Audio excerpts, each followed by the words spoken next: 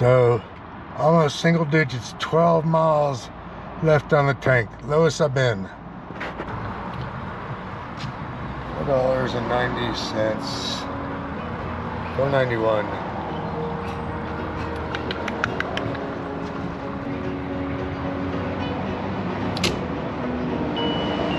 Wow, $100. All right, so here's a good reference if you're wondering about miles per gallon. So my trip one, I've got 3,400 miles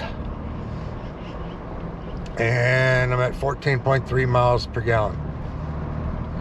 That's a pretty good cross reference of daily highway traveling, hot rodding, whatever. It gets a little bit of everything.